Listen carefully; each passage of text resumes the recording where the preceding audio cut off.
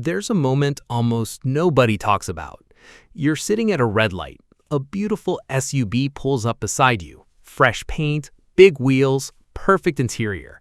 For half a second, you look at your own car and think, I need to do better. You know nothing about the person driving it. You don't know their salary. You don't know their debt. You don't know what's in their savings account. You don't even know if they own the car. But somehow, your brain has already decided they're winning and maybe you're falling behind. That tiny feeling has probably cost people more money than almost any spreadsheet ever could. Because we don't always buy expensive things because we need them. Sometimes we buy them because we're terrified of looking unsuccessful. And that creates one of the strangest financial situations in America. People can look richer every year while becoming poorer underneath. U.S. household debt reached about $18.8 trillion in the first quarter of 2026. Meanwhile, the personal saving rate fell to around 2.7% in June 2026, and only 63% of adults said they could handle a $400 emergency entirely using cash or its equivalent. So here's the uncomfortable question. If everyone looks so successful, where is all the money? Think about what happens when your income finally starts rising. At $50,000 a year, you're careful. You drive the car you already have. Your apartment is fine. Your phone works. Then you hit $70,000, then $90,000, maybe $100,000. And suddenly, the same life that was perfectly acceptable 2 years ago starts feeling too small. Nobody has to tell you. You feel it. The coworker gets the new SUV. Your friend moves into the nicer neighborhood. Someone your age posts from Italy. Another person renovates their kitchen. And quietly, your definition of normal changes. Not because your old life became worse, because you saw someone else living bigger. That is a psychological trap. You're not comparing your life to your old life anymore. You're comparing it to everyone else's highlight reel. And once that happens, earning more doesn't automatically make you freer. Sometimes it just gives you more money to compete. Let's put numbers on it. Imagine you get a raise worth an extra $800 a month after tax. That should be incredible. That is $9,600 a year of new financial power. But then the thought appears, maybe it's time for a better car. And the new payment is $700 a month. Insurance rises another $80. Now your $800 raise created roughly $780 of new monthly obligations. Your paycheck increased, but your freedom increased by $20? That's the part nobody celebrates on Instagram. Now run the alternative. Keep the old car. Invest the $800 instead. At a hypothetical 7% annual return, $800 for 10 years grows to roughly $138,000.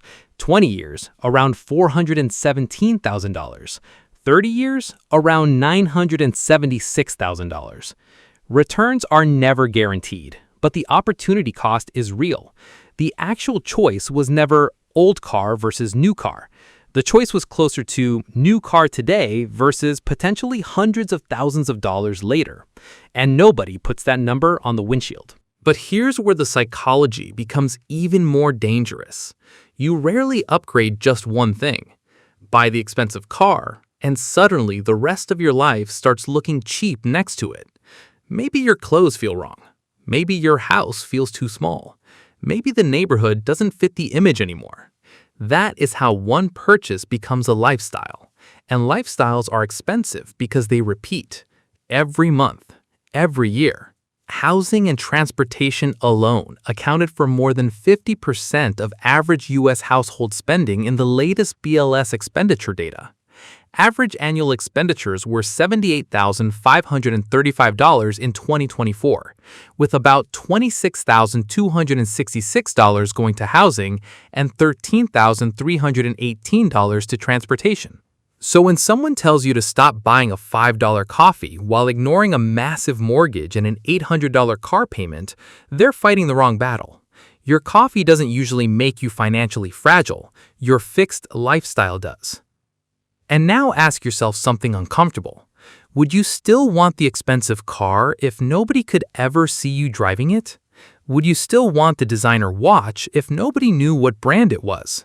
Would you still want the bigger house if nobody outside your family ever knew where you lived? That question exposes something, because sometimes the thing you're buying isn't actually the product. You're buying a reaction.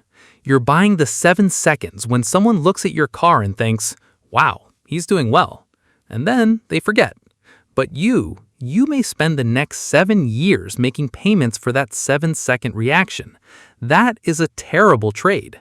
And there is no finish line. That's the cruelest part. You finally get the car. For a few weeks, it feels incredible. Then it becomes your car. Normal. The emotional high disappears, but the payment doesn't. So your brain starts searching again. Maybe now it's the house, then the vacation, then the watch, then the kitchen, then something else. You keep buying a feeling that expires faster than the financing. That is how lifestyle inflation turns success into a treadmill.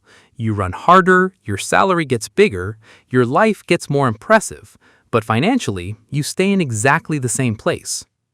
Now picture someone doing the opposite. They make $100,000, but they still live like they make $70,000. Their friends think they're too conservative. Their car is old. Their house is ordinary. Their phone is 2 generations behind.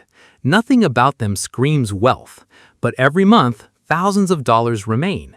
And that money starts doing something possessions can't do. It starts buying time. First, 3 months of expenses, then 6, then 12. Now imagine both people lose their jobs on the same morning. The person with the expensive lifestyle has 1 month of savings, mortgage due, car payment due, credit card due. Their first thought isn't, what career do I actually want? It's, who can hire me fastest? They have no negotiating power. They don't have time to wait. Their lifestyle makes the decision for them. The other person has 12 months saved. Same layoff, same economy, same fear, but completely different choices. They can reject the terrible offer. They can take a month to think. They can change industries. They can help their family without immediately panicking. That person may have looked poorer for 10 years, but in the moment that actually mattered, they were dramatically richer.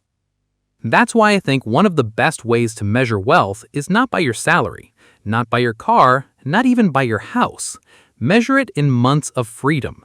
If your essential expenses are $5,000 a month and you have $5,000 available, you own 1 month.